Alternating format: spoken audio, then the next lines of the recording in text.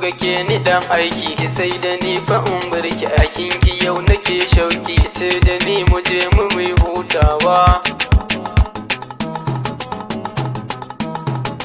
Yarda ki ba ni so da kaunar ki a zuciya ta in koye su, kar da ki ce fa in barki farar zuma na kalle ki ce dan taho da takunki marausaya mu bar ɗaki farin cikin mukin ga soyayya ce.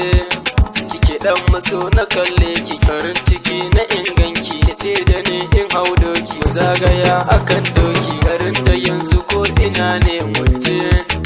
Ki tabbatar ina son ki kice da ni in hau doki na zo kake na aure ki farin cikin mu ai bai ko mu tangare dukan su su shaidawa. Sarauniya ki hau doki na zo kake ni dan aiki ki sai da ni fa in barki aikin ki yau nake shauki kice da ni mu je mu mai hutawa. Na zo kake ni dan aiki ki sai da ni fa in barki aikin ki yau nake shauki kice da ni mu je mu mai hutawa.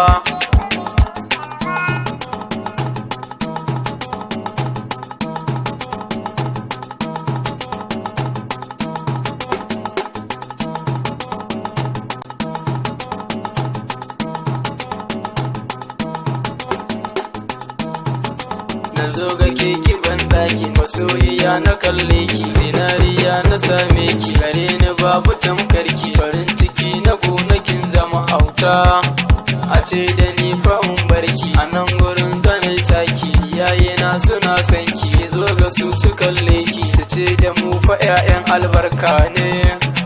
Na ba da rai na fansarki ko an biyo na zambarki a san ki yau na zamzaki ki mai da ni dan aikinki da shawuya a soyayyar mu. Na zo ga ke ni dan aiki ki sai da ni fa in barki aikin ki yau nake shauki ce da ni mu je mu mai hutawa.